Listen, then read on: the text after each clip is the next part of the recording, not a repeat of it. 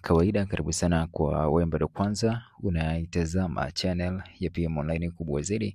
Nikwambie tu kwamba usiache kuweza kusubscribe, lakini pia kugusa hiyo alama kengele ili umtongo kwanza kuweza kupokea taarifa mbalimbali za kimichezo, lakini pia burudani kipindi tu ambapo zinatokea. Kubwa zaidi tunatazama kile ambacho kinaendelea kuhusu dabi ya Kariakoo, ambapo mpaka hivi sasa tayari imekwisha kutangazwa tarehe mpya ya kuelekea mchezo huo, na hii ni mara baada ya viongozi wa ligi pamoja na viongozi wa Simba na Yanga kuweza kukutana na Mheshimiwa Rais Dr. Samia Suluhu Hassan na kuzungumza kuhusiana na mchezo huo wa dabi ya Kariakoo. Kubwa ambalo lilizungumzwa ni pamoja na kuwapatanisha, lakini pia kutafuta solution ya kile ambacho kilikuwa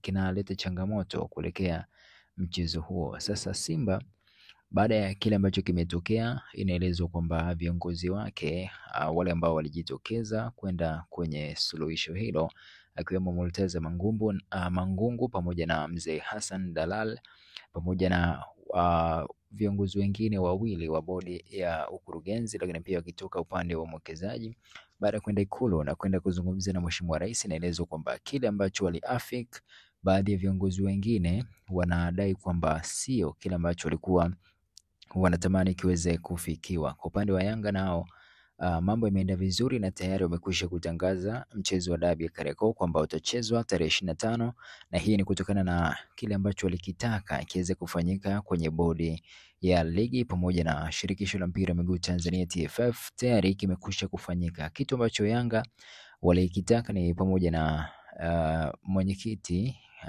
Steven Mgutu kuweza kujiuzulu, jambo ambalo limeelezwa kwamba tayari amekwisha kuandika barua ya kutaka kujiondoa kwenye wadhifa huo. Lakini pia kwa upande wa CEO ambaye ni mtu mzima Almas Kasongo, yeye pia ameweza kusimamishwa na TFF na mambo yameenda kwa namna ambavyo yametakiwa kwenda kwa upande wa Yanga. Lakini jambo ambalo bado limebaki kwa upande wa Yanga kwenye yale mambo ambayo waliyataka ni pamoja na kusimamishwa au kutenganishwa kwa bodi ya ligi pamoja na TFF. Tumeweza kushuhudia tayari tarehe ambayo alitaka ibadilishwe imeshabadilishwa.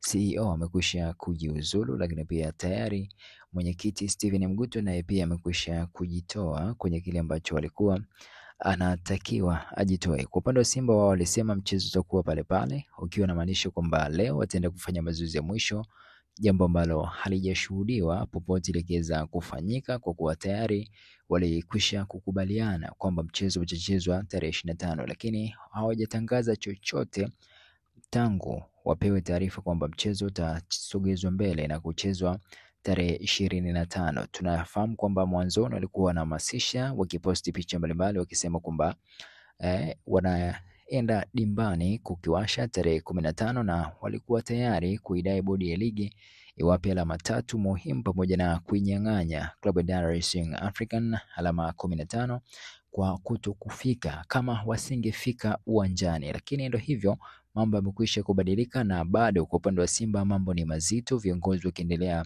kutoleana mapovu kwa kile ambacho likiamua jana na Mheshimiwa Rais, na bado haijajulikana hatima itakuwaje. Je, wataenda kucheza dabi siku ya Jumatano ya wiki ijayo baada ya kupata wiki moja ya maandalizi, ama na wao pia watarudi na kuanza kueleza baadhi ya mambo ambayo yameshindwa kuhafikiwa kwenye bodi yao ya ukurugenzi, ama vipi? Tuendelee kusubiri hapo hapo ili tujue ni kitu gani ambacho kinaendelea. Bwana, nikwambie tu kwamba usiache kuweza kusubscribe, lakini pia kugusa alama kengele ili uwe mtu wa kwanza kuweza kupokea taarifa mbalimbali za kimichezo pamoja na burudani kipindi tu ambapo zinatokea.